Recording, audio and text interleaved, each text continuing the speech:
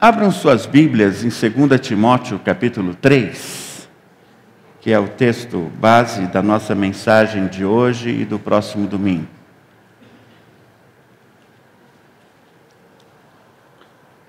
Segunda Timóteo, capítulo 3. Ok? Nós vamos ouvir a leitura em uma tradução talvez diferente da sua, mas você pode acompanhar. Nós vamos ler o capítulo todo.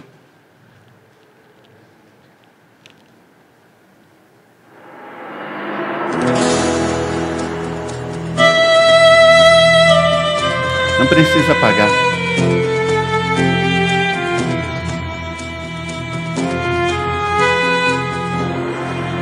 Segunda carta a Timóteo, capítulo 3.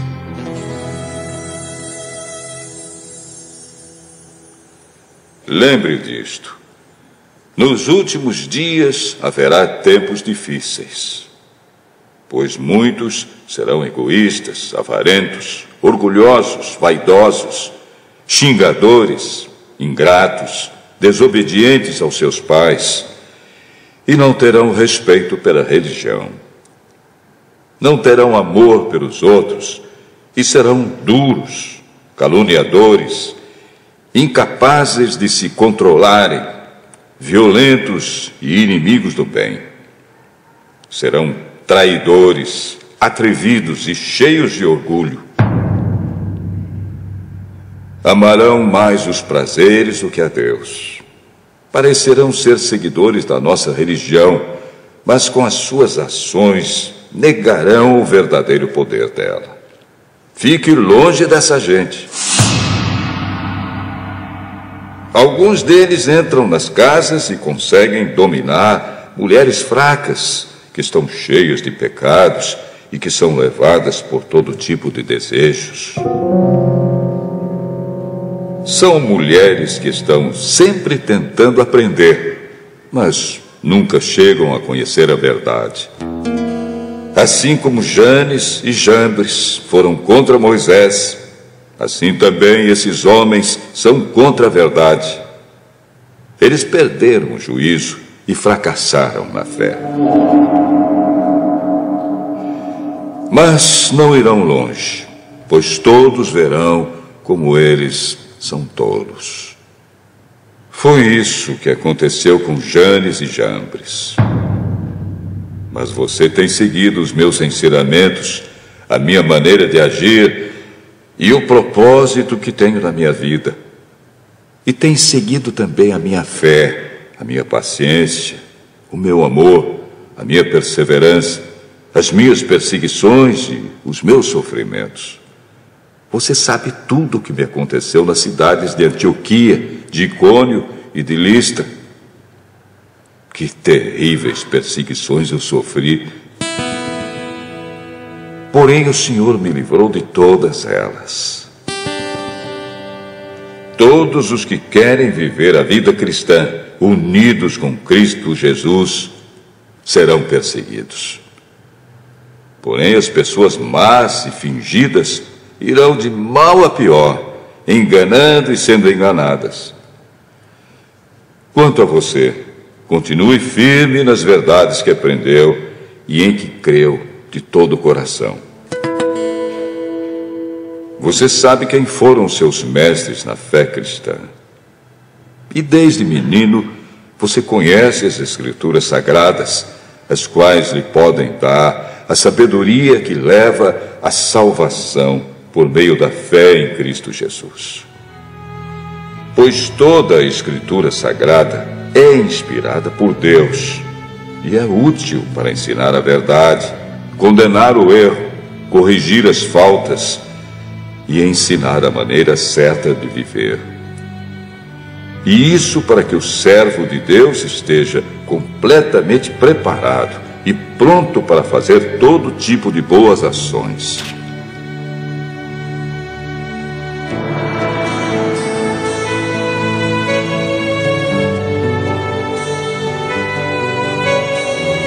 Senhor Deus, nós queremos pedir que o Teu Espírito ilumine esse texto da Tua Palavra e aplique nos nossos corações.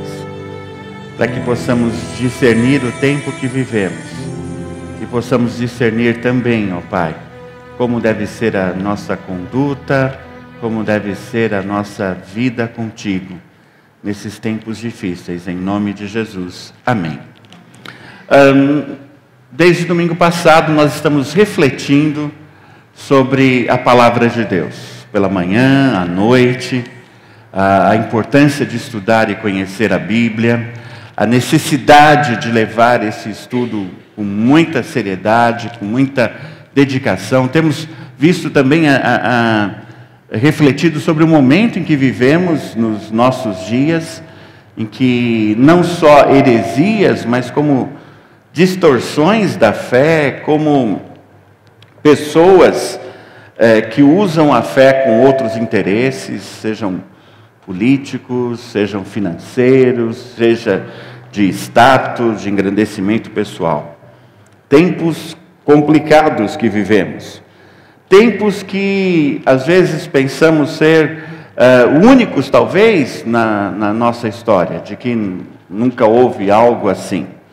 Esse texto que vamos meditar nesses dois domingos é muito esclarecedor nesse aspecto, porque ele mostra a visão de Paulo e como ele orienta Timóteo, um líder ali na região de Éfeso. Timóteo acaba sendo o supervisor de todas as igrejas de Éfeso. Paulo está preso quando escreve essa carta, e Timóteo ali ficou como sendo a sua referência.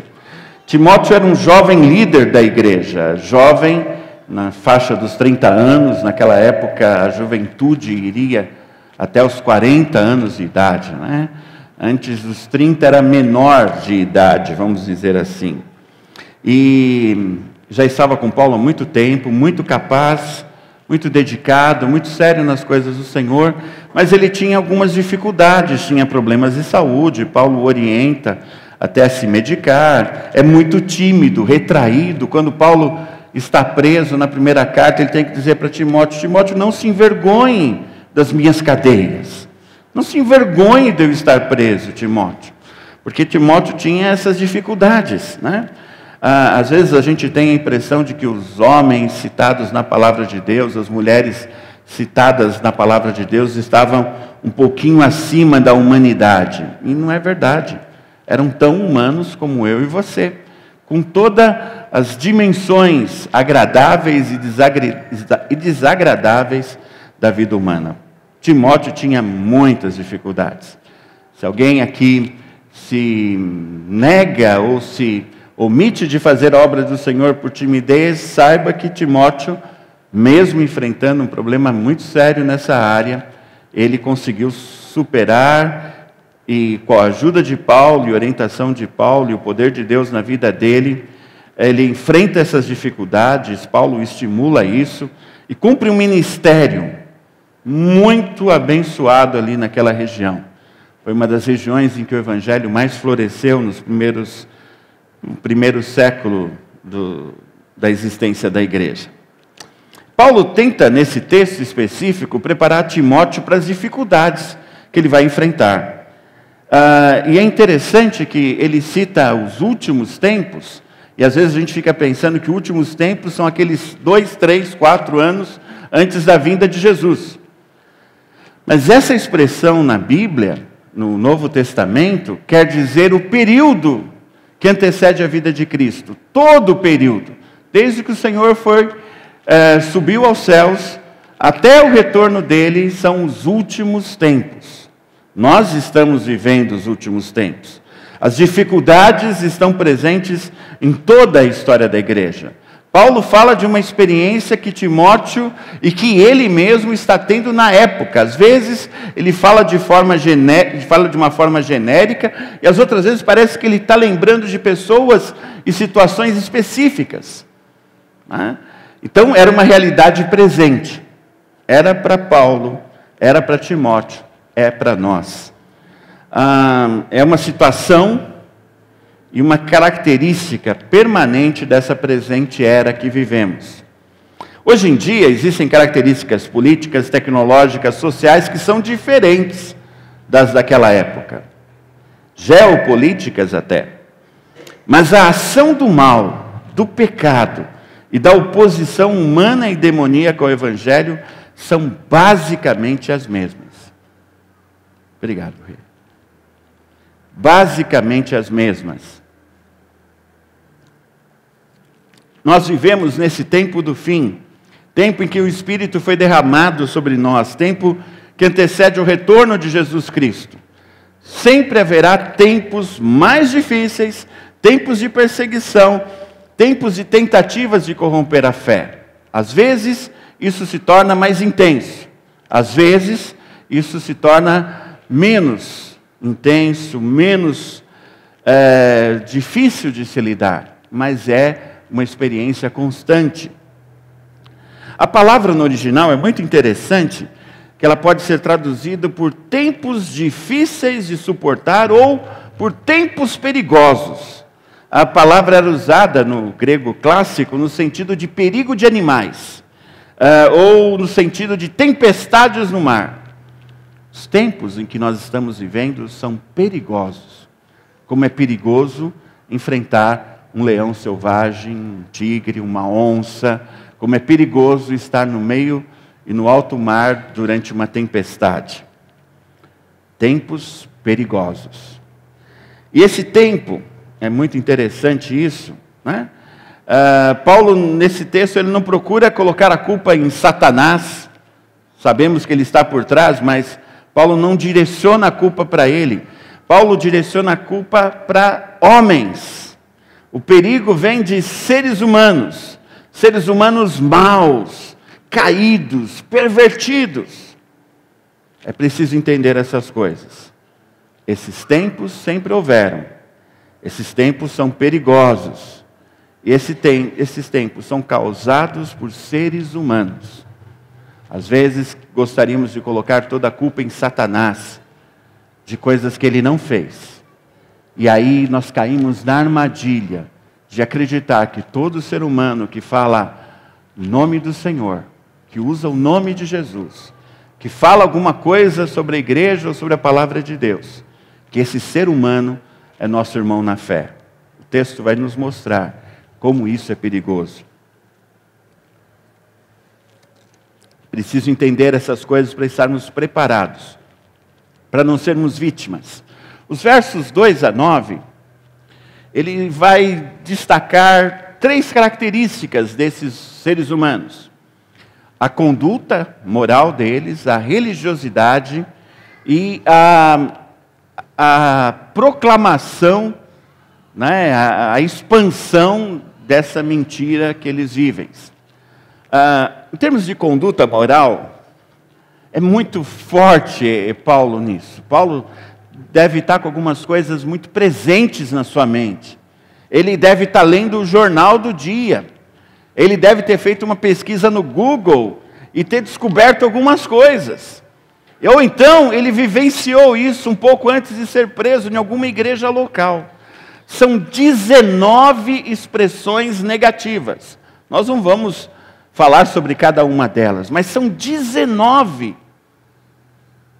É uma coisa muito forte. São pessoas muito más. Às vezes nós não queremos admitir isso, mas existem pessoas muito más, ruins, que estão servindo a interesses diversos do que os interesses do Senhor. Nós podemos resumir assim: não são amigos de Deus, essas pessoas, se dizem ser, mas não são. São pessoas egoístas, só pensam em si mesmos. E o problema mais grave, pelas palavras que são usadas, há muitas palavras relacionadas a amor. O problema mais grave está na sua distorção de amor. Amam a si mesmos, amam ao dinheiro, amam aos prazeres. Pausa. É sempre bom a gente pensar, será que isso é comigo? Na sua lista de prioridades está o quê? O Senhor ou os seus interesses, a questão do dinheiro ou o seu prazer? É interessante que a descrição desses 19 itens poderia ser aplicada a um ser humano, tanto homem como mulher, pós-moderno, que convivemos diariamente na escola, no trabalho, na vizinhança, até mesmo dentro de nossas casas. E às vezes nós encontramos esse ser humano quando olhamos no espelho. A ênfase dos nossos dias é o que você pensa, você pode, há um Deus dentro de você. Você não pode se frustrar. Siga os seus ideais, siga seu coração. A Bíblia diz que o coração é enganoso. É uma maldição confiar no coração, mas hoje em dia falam para você seguir o seu coração. E as pessoas se arrebentam por causa disso. Os casamentos se desfazem por quê? É uma questão muito simples. 2 egoístas não conseguem se amar e não conseguem conviver um com o outro, não é óbvio? Nós vivemos tempos assim. Cada um pensa em si mesmo. Cada um quer para si mesmo. Cada um pensa só nos seus valores. E essas pessoas têm algumas características muito doentias. Por pensarem tão bem de si mesmas, elas naturalmente têm a tendência de menosprezar e de falar muito mal das outras pessoas. Antigamente, a Bíblia chama isso de pecado, chama isso de egoísmo, chama isso de distorção. Hoje em dia se chama de bullying, se chama de transtorno disso ou daquilo. Tem algumas doenças aí que às vezes soam estranhas quando a gente pensa naquilo que a Bíblia diz. É verdade, descobriram algumas doenças novas, estão sendo tratadas, amém por isso, algumas com origem química até, bioquímica do cérebro, né? Maiores informações com a Fernanda, com o Douglas, com o Rafael, com a Mari. Eles têm como dizer muita coisa, quem é dessa área médica pode explicar. Mas tem muita coisa que é pecado, simplesmente. Conversão resolve o problema. São pessoas tão terrivelmente orgulhosas que se voltam contra o pai e a mãe. Contra a autoridade. Ninguém pode ser maior do que ele. É a inversão do amar a Deus em primeiro lugar e amar ao próximo. Eu esqueci, eu ia trazer a minha pulseira. Alguém está com a pulseira do Eu Sou o Terceiro aí? Ok, né?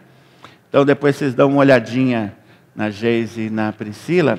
Elas estão com uma pulseira escrita Eu Sou o Terceiro. Cadê o microfone? Priscila, vem cá, explica para a gente o que é isso. Dá para explicar? Ok. Qualquer coisa você pede ajuda para a Camila. Irmãos, eu não fiz o curso, mas eu vou explicar o que me explicaram. Acredito que eu ser o terceiro é acreditar que na nossa vida vem em primeiro lugar a Deus, em segundo lugar as pessoas, para daí eu ser o terceiro. Perante as prioridades das minhas ajudas e pensamentos. Ok. A ideia até de você poder... A gente tem até algumas pulseiras aí ainda. É de você estar usando essa pulseira, Eu Sou o Terceiro, e alguém perguntar o que é isso. E você poder informar, olha, eu sou o terceiro, porque em primeiro lugar na minha vida está o Deus vivo, está Jesus Cristo. É a Ele que eu sirvo, é a Ele que eu honro. Ele é meu Salvador, o meu Senhor. E o segundo, a pessoa vai perguntar também, é você. É as pessoas a quem eu posso servir. Você é importante na minha vida.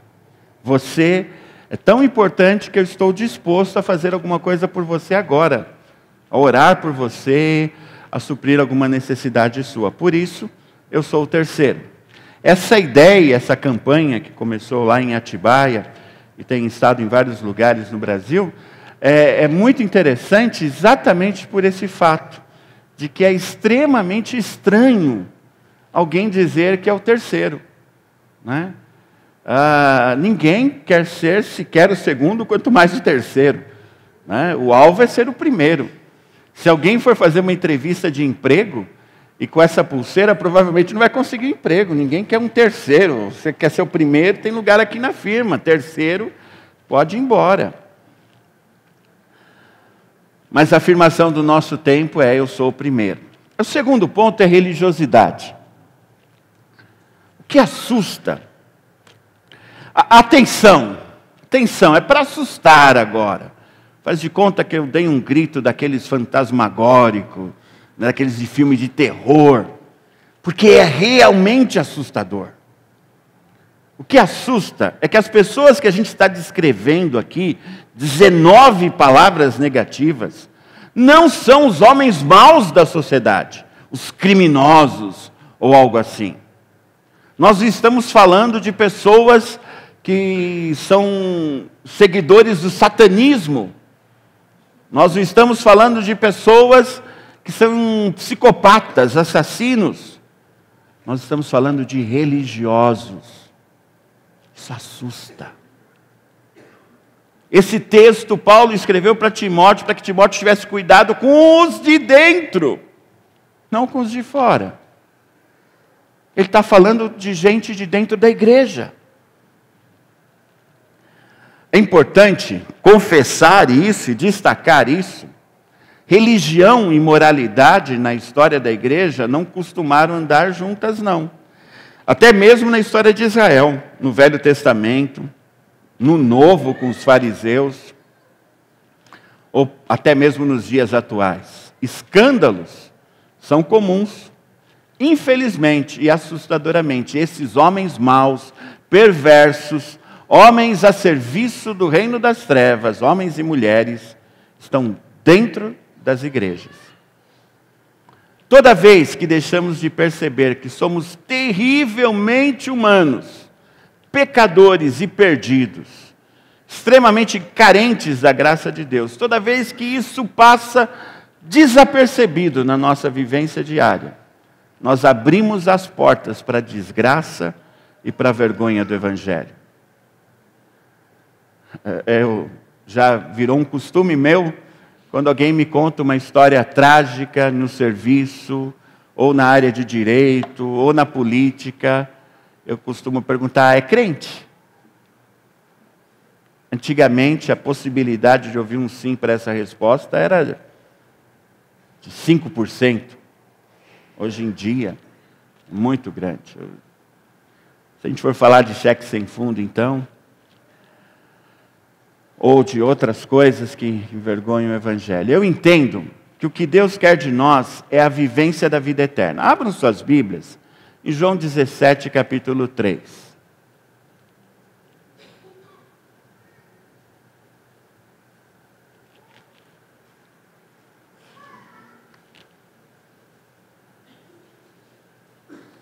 João 17, capítulo 3.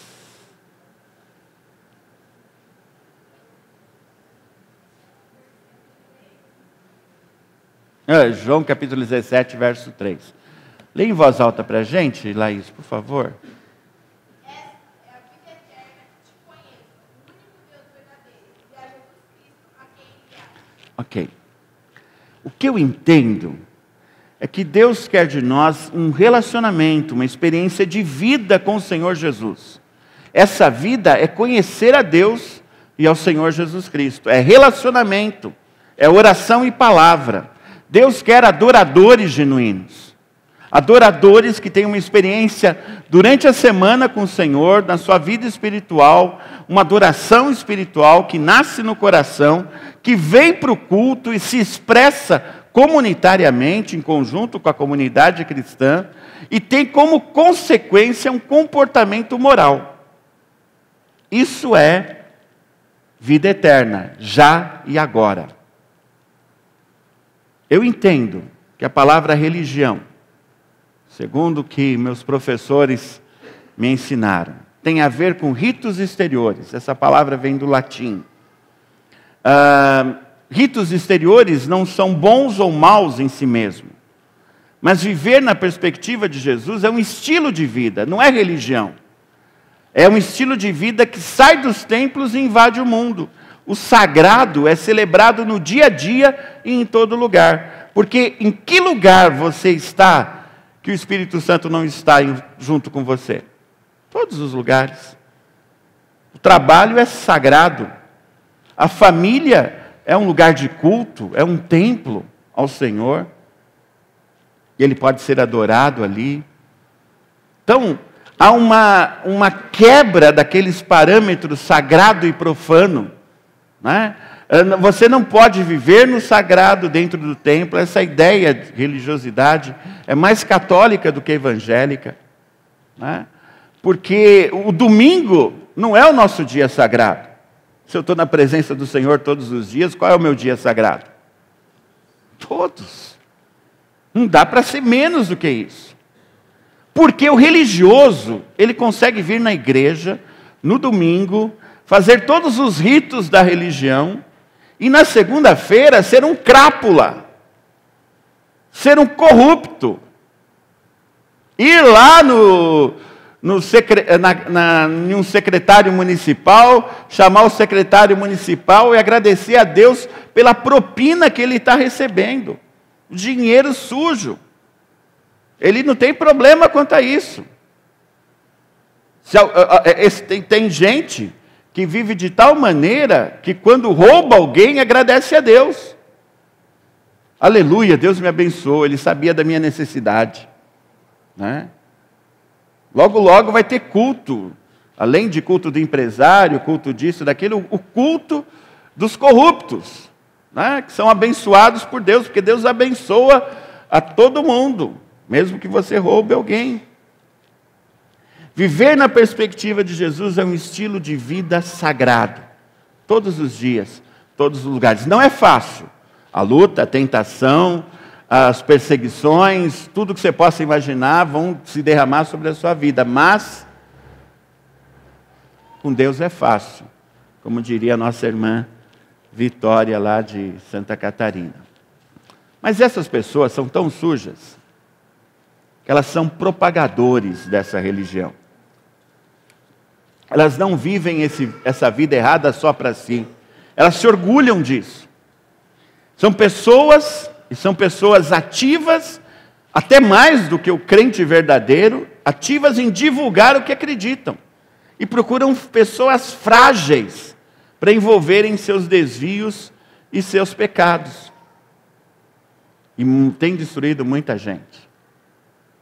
Uma até se arvorou em ser reconhecido como teologia da prosperidade, produzido por gente assim, corrupta, gente que não leva Deus a sério, que não lê a Bíblia, gente que não lê a Bíblia.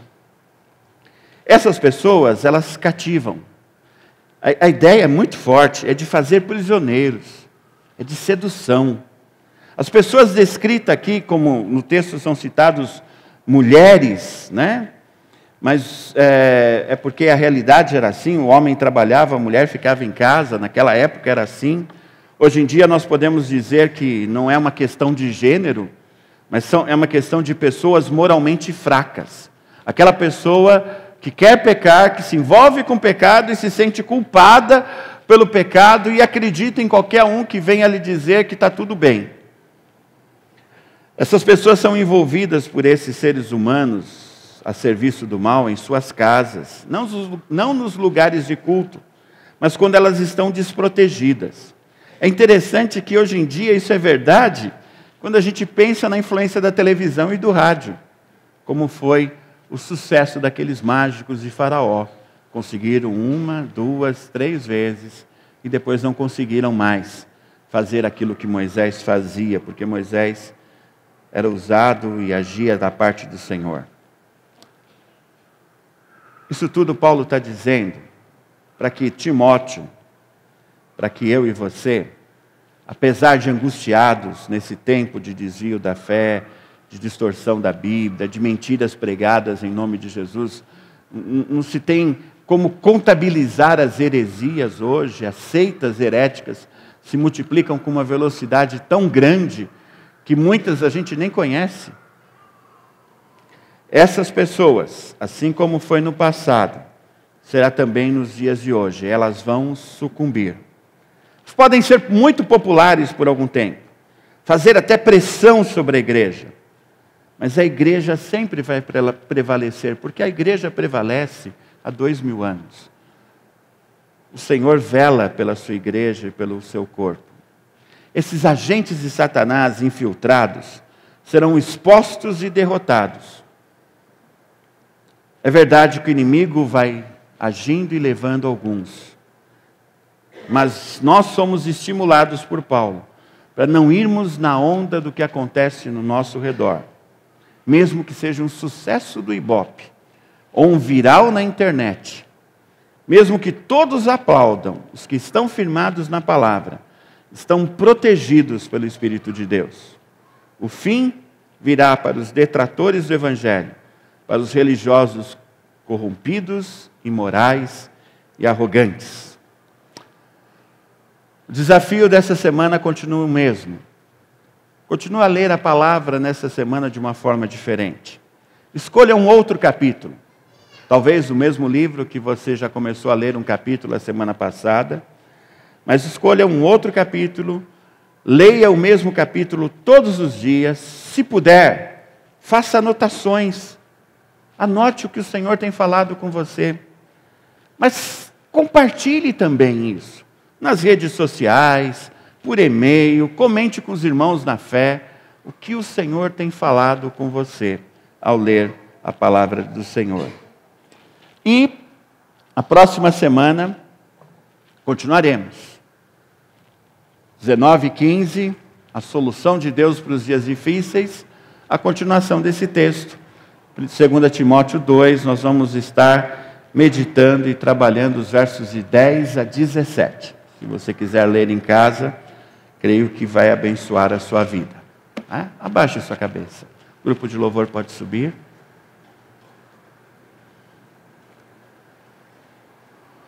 Senhor, que na Tua graça a mensagem seja completada. Que na Tua graça ela seja marcada em nossa mente, de tal forma que ao observarmos a ação desse tipo de pessoas ao nosso redor, possamos nos posicionar, possamos estar alertas e não cairmos na armadilha, Senhor. Dá-nos a coragem e o discernimento que o Senhor mesmo deu a Paulo. Dá-nos condição de fazermos a diferença em um mundo tão complexo e permanecermos fiéis ao Senhor e à Tua palavra, em nome de Jesus. Amém.